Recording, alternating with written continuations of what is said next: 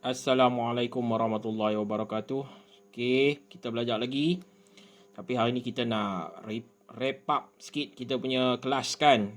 So, sebagai Islamic Life Planner, apa kena-mengena kita punya life LIFE ataupun financial tu dengan financial problems dan bagaimana kita boleh selesaikan financial problem tersebut menggunakan LIFE. So, kita dah belajar kan. First step dia adalah wealth creation. Wealth creation ni dia adalah sebenarnya income lah kan. Kita kena ada income dulu. Kita dah belajar ada income kan. Next step daripada wealth creation ni, kita kena ada wealth protection. Wealth protection iaitu selalunya kita guna takaful lah sebab kita guna Islamic planning kan. Next step adalah wealth accumulation. Wealth accumulation. Yang ni selalunya kita guna investment lah. Invest dan juga financing. Financing ni kita selalunya guna mortgage lah untuk beli tanah, untuk beli hartanah kan. So dalam ni mortgage. Selain tu financing juga ada personal loan, ada car loan kan, ada PTPTN, so semua dalam financing. Tapi kita nak tumpukan pada asset class, wealth accumulation ni, di mana kita beli aset ataupun kita invest untuk orang kata bagi kembang kita punya modal tu. So next adalah last kali wealth distribution. Wealth distribution ni selanjutnya pada legacy lah. Legacy ni perwarisan. So harta-harta yang kita kumpul dekat wealth accumulation ni, kita nak boleh didistribute atau diberikan kepada waris. Tak kira lah melalui faraid. So apa yang kita sebenarnya cuba selesaikan? Kita cuba selesaikan masalah rakyat Malaysia sekarang. Rakyat Malaysia, apa masalah dia?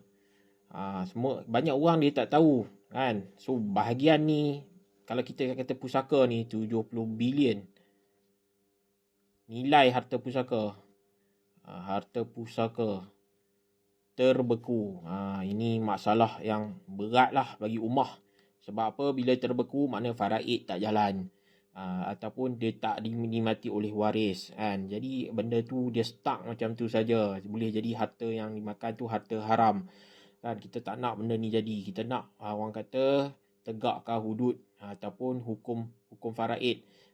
So kita nak pastikan harta tu boleh diwariskan. Kita tak mau dia terbeku. Kita nak pastikan hutang kita dibayar. Kita nak pastikan orang kata amanah-amanah kita dilaksanakan.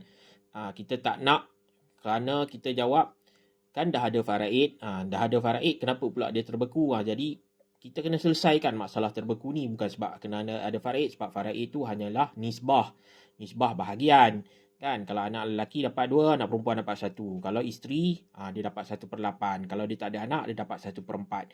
Jadi itu nisbah tu dia tak boleh berjalan sendiri. Dia perlu ada surat kuasa. Nak dapatkan surat kuasa perlu ada pentadbiran. Pentadbiran ni yang paling penting. Kenapa dia tak boleh berjalan? Ni kita akan masuk secara detail bila kita bincang dalam legacy tu nanti. Tapi yang masalah utama dia 70 bilion harta pusaka terbeku, dia tak mendatangkan apa-apa manfaat lah pada negara, pada rakyat, ataupun pada waris tu tak dapat menikmati. Dan satu benda yang kita kasihan lah kan. So pak kita dah bekerja teruk-teruk, kumpul harta, akhirnya tak dapat diwariskan. Ini satu yang kita nak elak lah kan. Satu lagi wealth accumulation. So kita kena tahu kenapa ada kita masukkan I dan F. So walaupun invest ni dia bukan hutang, tapi bila orang tak rancang investment, so kita tahu 66% miskin atau bekerja semula. Siapa dia yang bekerja semula ni? Pesara. Orang yang dah bersara, orang swasta lah. Ini adalah data daripada KWSP. 66% miskin pasal bekerja semula. Hanya 4% je yang hidup dia selesa ataupun mencukupi. Dia tak perlu kerja, dia tak miskin. So kena faham. Jadi kat sini pesara, kena faham. Kita kalau kata kita tak sedia sekarang kan. Kita melewatkan itu, kita semakin akan ni ya. Sekarang ni saya ada orang yang dah umur 50. Macam mana dia nak buat investment, pastikan dia ada orang kata dana yang cukup. Sebab kita kena ingat income kita ni dia bukan unlimited, dia limited. Limited tu maksud dia sampai umur 60 automatic tak ada dah income. So kita akan ketinggalan lah kan. So macam-macam sebab lah. Tapi pesara banyak kan, 66% miskin dah bekerja semula. Yang ni kita nak elak. Ini sebab utama dia. Kan. Kedua, ni kita nak cerita tentang financing. Financing ni bukan setakat mortgage. Banyak hutang lah. Personal loan pun financing. Jadi orang nak kata sekarang ni disebabkan financing 68 orang sehari. Ni average lah. Sehari jatuh bankrupt. Okey. Apa maksud bankrupt ni? Maksud dia dah lebih ceiling insolvency ya. Sekarang ni hard ceiling dinaikkan ke 100k. So asal dia 30k, dinaikkan ke 50k. Tapi yang ni dah yang lama disebabkan pandemik dia orang naikkan 100k. So still orang kena isyahar bankrupt sebab apa? Nombor satu hutang rumah lah. Dulu mungkin orang kata personal loan. Dulu mungkin orang kata hutang kereta. Dulu mungkin orang kata kad kredit. Tapi sekarang nombor satu adalah hutang rumah. So hutang rumah adalah hutang yang paling bahaya. Sebab tu dia disebut mortgage. Mortgage ni dia ambil daripada perkataan apa? Mortier atau bahasa Perancis lah. Mortier tu apa maksud dia? Kematian. Mortgage ni sama dengan mortier. Bahasa Perancis yang maksud kematian. So bila dia tak mampu bayar sebab dia hilang pekerjaan, tak kira lah sama dia jatuh sakit ke kan, dia bank akan tarik rumah tu. Dah lah rumah orang kata dia kena bankrupt, rumah pula kena tarik. Sudah jatuh di tipa tangga. Itu sebab nak ambil rumah ni satu benda yang serius. You tak boleh berdasarkan I layak 300k, I ambil rumah ni. I layak 500k, I ambil rumah ni. I layak 1 juta, you ambil rumah ni. No. You kena tengok you punya financial needs. Bukan sebab you punya needs, you punya wants. Kan, you memang nak rumah tu sebab rumah tu besar, dekat dengan tempat kerja, bla bla bla bla, tapi dia menyebabkan in the future you boleh jatuh bankrupt. Jangan. You kena ada orang kata sedikit buffer lah. Sedikit buffer untuk pastikan you mampu bayar. So kena faham. So kalau kita tengok pun dari segi financing, 53% penjawat awam gagal. Yang bersara lah. Yang bersara gagal memiliki rumah. Gagal membeli rumah lah senang. Walaupun dia orang ada LPPSA, boleh bina banglo. So sebab kita tak pasti apa masalah dia, tapi ini adalah orang kata yang diberikan oleh QPEX. So bila 53% penjawat awam bersara gagal membeli rumah atau memiliki rumah, kita faham dia orang mungkin tak ada pengetahuan macam mana nak guna LPPSA tu. LPPSA ni setakat bukan kata kena tanah pertanian pun boleh bina rumah. Tanah kerajaan kongsi pun boleh bina rumah. Tapi adalah ilmu tu tak ada. So orang kata LPPSA tak boleh bina rumah di geran kongsi. Itu ilmu orang yang tak ada, orang bukan expert lah. Tapi kalau kita buat, kita memang boleh buat. Sebuah persoalan dia bukan kata boleh ke tak boleh. Kalau kita tanya secara logik memang tak boleh. Tapi macam mana kita nak bagi boleh. Tapi bila kita beli rumah, kita ada satu plan. Jangan jatuh bankrupt. Supaya jangan, sebab di kalangan penjawat awam pun ada juga yang diisyarkan rumah diterik atau dilelong oleh LPPSA. So kita kena ada satu exit plan. Exit plan tu nak pastikan kita tak, orang kata, berhutang rumah lama. Kita nak pastikan dalam 5-10 tahun tu kita dah boleh settle hutang rumah. So kita tak perlu nak orang kata nak risau. Kalau kata satu hari kita punya kewangan teruk, rumah tu tetap jadi milik kita sebab dia bukan hutang dengan bank, dia hutang kita boleh still guna rumah tu walaupun satu hari financial kita teruk kan. Jadi dekat sinilah, dekat orang kata wealth protection ni kita tahu 30% yang meninggal, orang kata sebelum bersara, 30% meninggal, mati sebelum bersara. Kan, makna dia mati awal. Sebelum bersara lagi 30% dah meninggal dunia, daripada 30%. Kan, tapi orang yang ambil takaful ni total daripada 100% ni hanya 25% je yang ada takaful. Kan? So, lagi 75% tu tak ada protection. Yang ni kita kena ingat, income kita limited. Sama ada orang kata mati muda, kan, mati muda 30% ataupun bersara miskin. Sebab bersara miskin 66%. So kita nak lindungi benda-benda ni lah kan, sebab benda ni dia akan jadi pada masa depan. Tapi mati ni kita tak tahu masa depan tu bila. Esok pagi pun boleh mati. Ada orang dia sakit-sakit dada, esok pagi dah meninggal lah. Innalillahi wa inna ilaihi raji'un. Dan kita pun, orang kata zaman sekarang, zaman COVID ni, kita mati tu memang orang kata dekat lah dengan kita. Kan? Boleh jadi bila-bila masa. Selain daripada mati, kita tahu orang mati biasanya kos pertama dia sakit jantung. Sakit jantung ni 8/10 daripada orang yang sakit jantung dia meninggal dunia. Dia terus matilah, senang. Dia tak sempat nak claim. Tapi kita pergi pada penyakit kanser. Penyakit kanser ni dia nombor 2. Lepas sakit jantung, sakit kanser. Kan? Sakit kanser, dia boleh sembuh. Tapi dia ada juga yang mati. So 25% meninggal. Maknanya 75% survive. 75%. Tapi kita nak cakap, daripada 75% ni 50% dia jatuh bankrupt. Bankrupt sebab apa? Habis dah dia punya kewangan dah habis. Tinggal 25% ni yang ni lah, yang ada takaful ni. Yang ada takaful ni, dia still boleh orang kata pastikan kewangan dia still ada. 50% ni bankrupt kan. So sebab tu orang kata critical illness ni penting. Kadang-kadang orang tak nampak kan. Tak nampak sebab yes, bila ada medical card dia hanya bayar kos perubatan.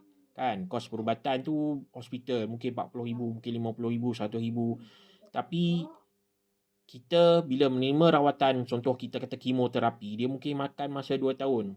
Kan, gaji company swasta lah biasanya kalau orang tu sakit dia akan bagi 3 bulan. Lepas tu dia bagi half pay lah 3 bulan lagi. Lepas 6 bulan tak ada dah gaji. Kan? Padahal kita dah tengah sakit. Kan? Kita nak buat rawatan. Siapa nak bayar duit rumah? Siapa nak bayar duit kereta? Siapa nak bayar bil? Siapa nak bayar itu ini kan? Nak makan, minum. Keperluan anak-anak, keperluan isteri. Sebab tu bila orang tu sakit, kan, kata suami atau isteri jatuh sakit, kanser, dia akan menyebabkan dua-dua hilang. Sebab isteri dia terpaksa berhenti kerja ataupun dia terpaksa ambil cuti yang panjang untuk jaga suami. Kan? Sebab medical card, dia terhad. Dia terhad tu maksud dia bilangan orang kata yang boleh dia duduk dalam hospital tu hanya berapa puluh, 120 hari, 150 hari. Tapi lebih daripada tu dia tak boleh duduk kan.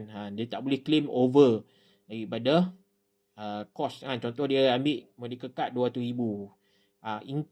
Dia hanya boleh claim sampai 200,000 lah. Tapi dia tak boleh dah masuk hospital lepas 5 bulan. Contoh 5 bulan 150 hari dia dah tak boleh masuk hospital. Dia terpaksa dapatkan rawatan secara outpatient. So macam mana? Kan? Itulah kata medical card walaupun you ambil 1 juta, kan, dia tak membantu dalam kes macam ni. Sebab penyakit kritikal ni dia lain. Dia mungkin tak sampai 1 juta pun kos nak ni, tapi dia tak boleh duduk lama dalam hospital. Macam mana? Dia terpaksa balik rumah. Kan? Ada balik rumah, pergi balik hospital, dia buat outpatient, pergi masuk balik kan.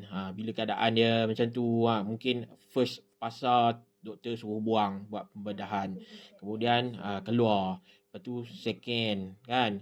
kita tak tahu benda tu dia berlanjutan sehingga 2 tahun dengan tempoh kemo dia kan, dia akan menyebabkan ubat-ubatan putus kan. Sebab kita dah habis dah 150 hari, tak boleh dah masuk hospital. Outpatient pun orang kata apa, dia ada terhad dia kan. Sebab orang kata outpatient ni biasanya bila outpatient ada setengah 90 hari after keluar daripada ada yang 120 hari. Lepas tu habis daripada tu dah tak boleh claim. So kalau kita ada ambil critical illness, ini sebab dia. Sebab mungkin kita ambil 1,000. 1,000 ni mungkin boleh tampung keperluan untuk bayar rumah, keperluan untuk bayar kereta, keperluan untuk beli makan minum, dan juga keperluan-keperluan untuk kita sambung treatment outpatient tu.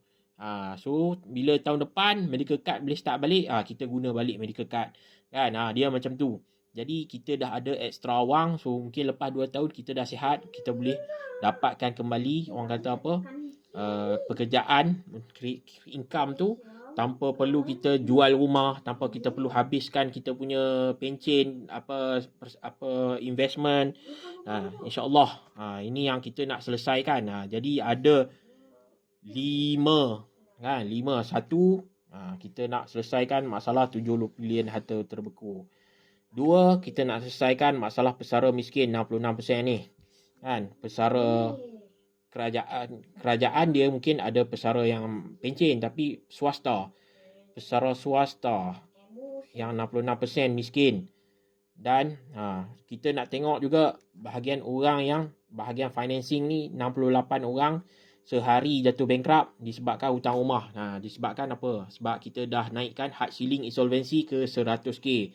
Kalau dulu 30k, 50k mungkin hutang kenderaan, mungkin hutang personal loan. Tapi sekarang bila dia naik 100k, nombor 1 memang rumah lah kan. Di zaman pandemik ni ada yang tak mampu nak bayar. 53% jawab awam bersara gagal membeli rumah. Dia orang tak tahu macam mana nak macam mana nak guna LPPHA. LPPHA boleh guna untuk tutup hutang.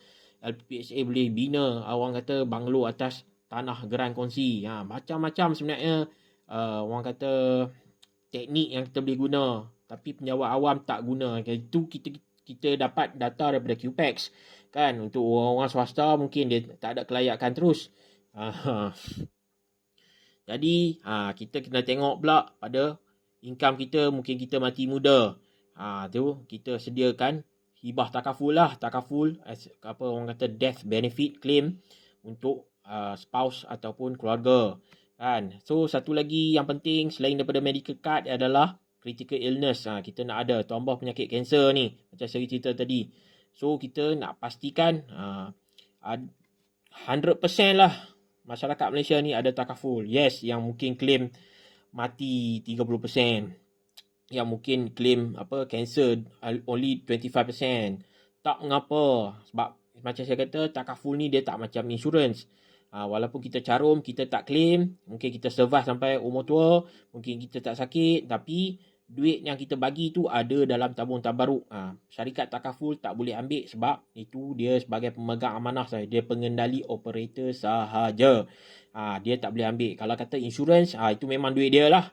Dia dah ambil, dia dah bagi modal dan kita tak claim, itu duit dia. Kita nak pastikan kalau kata orang kata kita dah bagi khairat lah, kita bayar khairat kematian dekat masjid tu, takkanlah kalau kita tak mati kan, takkan kita nak minta balik kan.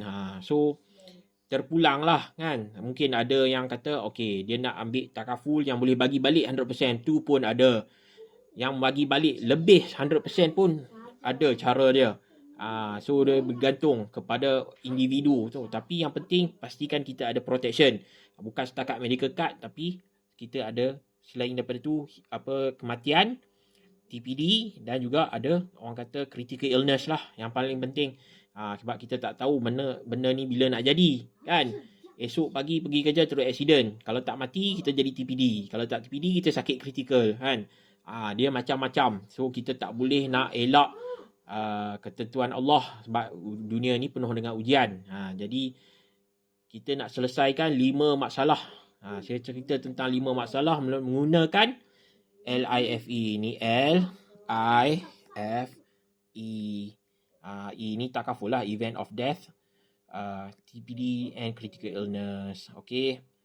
So daripada sini kita dah belajar dah financial problems tu kita boleh selesaikan melalui LIFE. Cuma kita kena ada perancangan lah. Perancangan kita pasal apa kita nak ambil LIFE ni, sebab ada masalah-masalah kewangan yang telah berlaku yang perlu kita selesaikan. Yang kita perlu selesaikan sebelum ia terjadi lah. Kan? Sebelum ia terjadi, dah terjadi, itu cerita lain. Ni sebelum dia terjadi, kita kena ada penyelesaian dia. Penyelesaian dia kita kena buat perancangan LIFE. Menggunakan financial tools LIFE ni, insyaAllah kita boleh selesaikan 5 financial problems yang telah dihadapi oleh rakyat Malaysia. Kita tak tahu yang mana satu, tapi insyaAllah bila kita dah ada preparation, impact dia tak besar sangat. Mungkinlah kita tak nyawa tak boleh diganti, kesihatan tak boleh diganti, tapi kita nak pastikan tanggungjawab kita tu tak lepas juga kan. Kita tak lupa hanya kerana kita jatuh sakit, kerana kita mati, kita biarkan waris-waris kita hidup dalam susah. Kita biarkan hutang-hutang kita tak terbayar. Kita biarkan harta pusaka kita tak diurus. Kita biarkan orang kata akhirnya bila kita berhenti kerja, kita dah penat kerja, akhirnya KWSP tak cukup, menyusahkan orang lain pula, ataupun kita paksa kerja balik kan, padahal kita dah nak bersara, kita dah tua. Macam tu lah, kita tak tahu yang mana satu akan datang. Sebab tu saya jadi LIFE planner, sebab saya nak selesaikan 5 masalah financial di Malaysia. Rakyat Malaysia dia memang hadapi 5 perkara ni, cuma masing-masing kena sedar lah kan. So bagi orang yang baru bermula kerja, you kena start dulu kan. You punya income berapa, you kena ada wealth protection, and then you start accumulate you punya investment dengan asset lah melalui financing. So you kena pastikan bila you dah ada wealth accumulation, you kena pastikan dia boleh distribute.